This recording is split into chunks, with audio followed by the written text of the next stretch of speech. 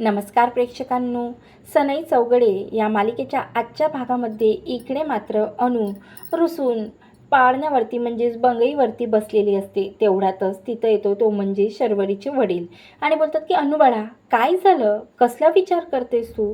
त्यावर अन्नू बोलते की बाबा, ती माझ्या स्कूलमधली जी काही फ्रेंड आहे ना, ती खूपच स्वतःला स्मार्ट समजते आणि नेहमीच मला चिडवत असते. त्यावर आता इकडे मात्र शर्वरीचे वडील आता सर्वांना आवाज देतात की मयू, बाये आणि शर्वरी इकडे या, मला तुमच्याशी काहीतरी बोलायचं आहे. त्यावर आता इकडे मात्र चारही मुली जमा होतात आणि आता तेव्हा शर्वरीचे वडील बोलतात की हे बघा, मला तुम्हाला काहीतरी सांगायचं आहे. मी आजच पेपरमध्ये न्यूज बघितली आहे. तुम्ही बघितली का नाही मला माहिती नाही, पण मी मात्र बघितली. त्यावर मी असं ऐकलं की 9 वर्षाच्या मुलीने स्कूलमध्ये सुसाईड केलेलं आहे आणि तिला तिच्या पॅरेंट्ससोबत बोलायचं होतं, तिच्या शिक्षकांशी बोलायचं होतं, पण ती बोलू शकली नाही आणि तिला सतत कसला तरी त्रास होत होता, म्हणून त्या त्रासाने कंटाळून तिने सुसाईड केलेलं आहे. पण मी तुम्हा सर्वांना सांगतो की तुमच्यासोबत काहीही घडलं, बाये तुझ्यासोबत लग्नानंतर आणि शर्वरी तुझ्यासोबत ऑफिसमध्ये जाताना आणि मयू आणि अन्नू कॉलेजमध्ये स्कूलमध्ये काहीही घडलं तरीही मला कुणी काहीही सांगितलं तरी माझा तुमच्यावरतीच खूप जास्त विश्वास आहे. म्हणून मी सांगतो की तुम्हाला काहीही प्रॉब्लेम असले, कसलीही चिंता असला, काहीही बोलायचं असलं तरी तुझ्या आईला किंवा आईशी नाही बोलायचं असलं तर माझ्याशी बोला, माझ्याशी नसेल बोलायचं तर एकमेकीशी बोला, पण फक्त बोला. त्यावर आता इकडे मात्र अनु लगेच बाबाला मिठी मारते. आता बाबाची अशी काळजी आणि त्यांनी काळजीपोटी सर्वांना समजावून सांगण्याचं हे सर्व काही त्यांना ऐकून सर्व मुली भावूक झालेल्या असतात आणि किचनमधून आता पमा आवाज देते की माझी मदत करते काय कोणी? त्यावर आता इकडे शरूचे वडील बोलतात की हे बघ, जा हातपाय धुवून घे.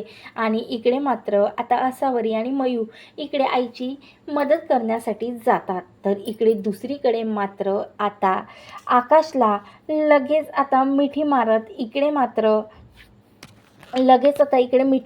इकडे जय बोलतो की कॉंग्रॅच्युलेशन आकाश, काय तू खूप मोठं इव्हेंटमध्ये आज धमाल केलं.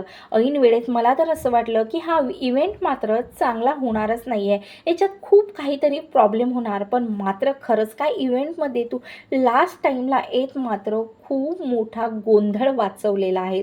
त्यावर इकडे तेजूसुद्धा बोलते की हो आकाश, खरंच तुम्ही खूप छान प्रकारे इव्हेंट सांभाळून घेतलेला आहे आणि आजचा प्रोडक्ट मात्र खूप छान प्रकारे लॉन्च झालेला आहे. तेवढ्यातच आकाश, खरंच तू खूप मेहनत केली आणि मात्र आज त्याचं फळ आपल्याला मिळालेलं आहे.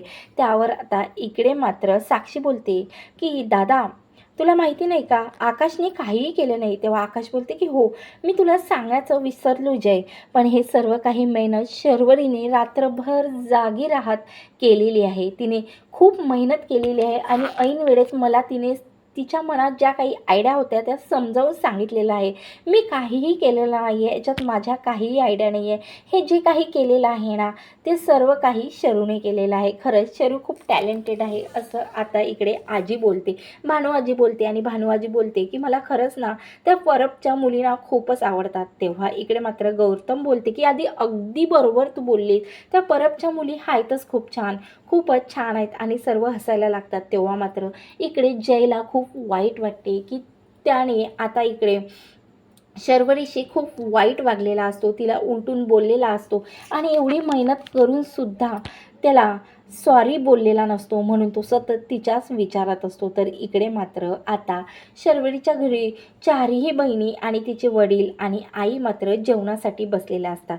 तेव्हा आता शर्वरीला तिचे वडील आता पमा सांगते की काय सांगू अहो तुम्हाला, आपल्या शरूरीनं खूप छान प्रकारे असं प्रेझेंटेशन दिलेलं आहे आणि त्या सर्वांसमोर ताट मानेने उभी राहत बघून मात्र मला खूप आनंद होत आहे. तेव्हा आता इकडे शरूचे वडील बोलतात की ठीक आहे, या बुलेट ट्रेनला काय झालेलं आहे, ही अशी शांत का? तेव्हा आता इकडे मात्र लगेच शरू बोलते, पप्पा तुम्हाला माहिती आहे का, मी एवढं चांगलं काम केलेलं आहे, पण त्या शायनरने ना मला साधा फोन करून थँक्यूसुद्धा म्हटलेलं नाही आहे. खरंच कसा बघा, असं बॉसनं ना थँक्यू म्हटलं की कसं वेगळी ताट मान होते आणि आपल्याला काम करण्यात आपलं मन जाते.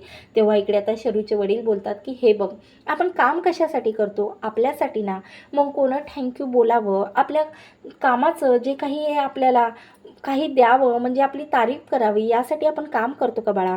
माऊली नेहमीच म्हणतात की हे बघा, काम करत राहा, चांगल्या मनाने काम करत राहा आणि पण कोणी आपली खूप छान प्रकारे आपली तारीफ करणार यासाठी तुम्ही काम करू नका, असं त्याला समजावून सांगत असते. तर इकडे मात्र आता जयच्या घरीसुद्धा सर्वांचा जेवणाचा कार्यक्रम चाललेला असतो.